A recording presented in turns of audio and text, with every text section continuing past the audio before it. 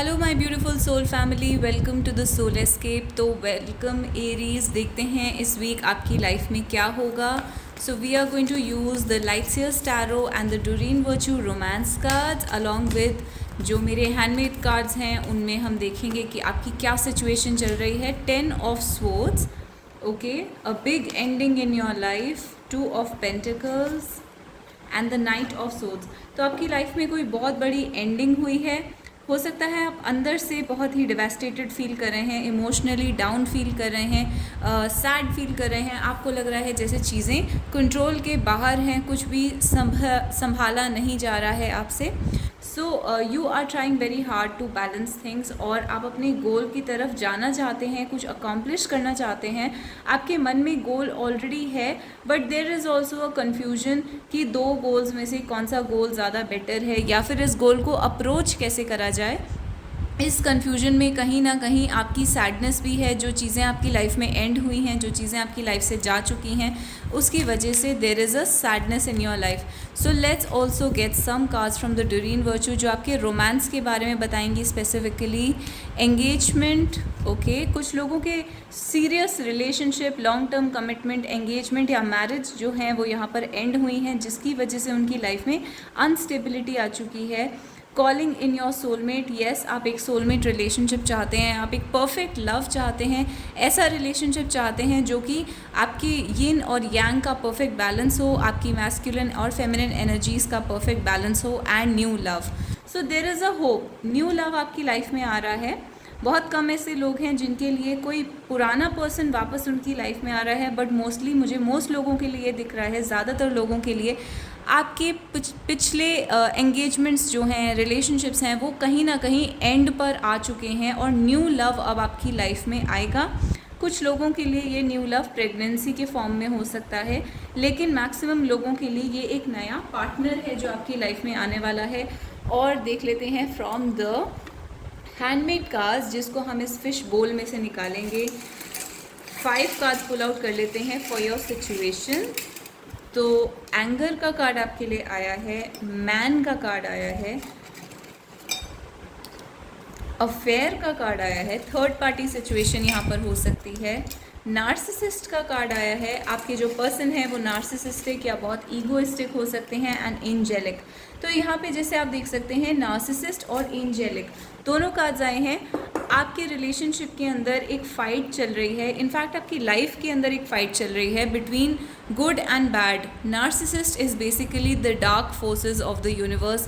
ये यूनिवर्स की वो फोर्सेस हैं जो चीज़ों को ख़राब करती हैं, ईगोइस्टिक होती हैं, डिस्ट्रॉय करती हैं, दूसरे लोगों को हार्म करती हैं या हर्ट करती हैं। एंड एंजेलिक फोर्सेस जो गुड की फोर्सेस होती हैं, जो आपके अंदर की गुड साइड है, वो और नार्सिसिस्टिक फोर्सेस आपस में कंपटीशन कर रहे हैं। यानी कि आपकी लाइफ में हो सकता है नार्सिसिस्टिक लोग हों, थर्ड पार्टी हो सकता है नार्सिसिस्टिक हो यहाँ पर, या फिर आपके जो पर्सन है, जो मैन है इस रिलेशनशिप में, वो नार्सिसिस्ट हो सकते हैं।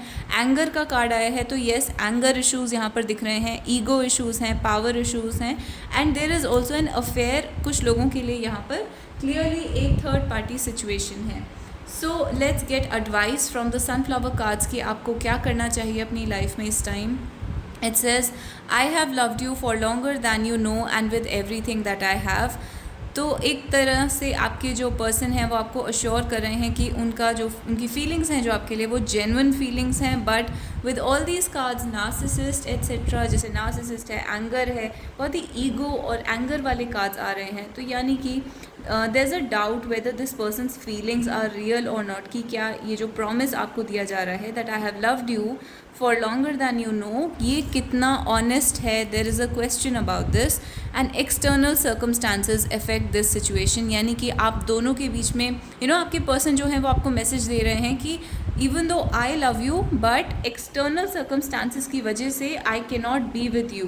तो कॉन्फ्लिक्ट है दोनों के बीच में, there is a conflict going on, और बाहर के सर्कमस्टांसेस जो है, लाइफ की सिचुएशन ऐसी बनी हुई है जिसकी वजह से आपके पर्सन आपके साथ नहीं हो सकते। तो इस टाइप की ओवरऑल आपकी रीडिंग आई है। एंड ये चीज़ आपके करियर और लाइफ में जनरली भी एप्लीकेबल है, जहाँ पर आप देखेंगे कि आपके अराउंड हो सकता है नार्सिसिस्टिक लोग हों, फैमिली मेम्बर्स हों, फ्रेंड्स हों, and there is a fight between good and bad happening in your life. आपके करियर, जॉब या किसी भी एरिया ऑफ लाइफ में एक बहुत बड़ी चीज़ एंड हुई हो सकती है, जैसे कि जॉब चली गई या फिर आप ग्रेजुएट हो गए, ग्रेजुएशन कंप्लीट हो गई, कुछ एंड हो गया और अब आपको एक गोल की तरफ जाना है और आपको उस गोल के बारे में समझ नहीं आ रहा है कि कैसे इस गोल को अप्रोच करा जाए।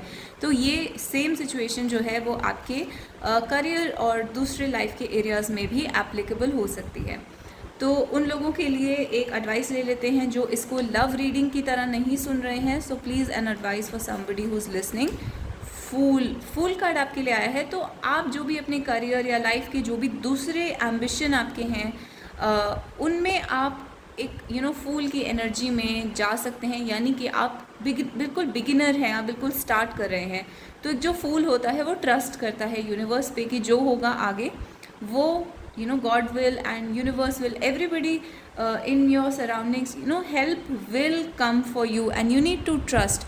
आपको ट्रस्ट करने की ज़रूरत है कि चीज़ें अपने आप आपके सामने आगे खुलती जाएंगी, जैसे जैसे प्रॉब्लम्स आएंगी वो अपने आप सॉल्व होंगी।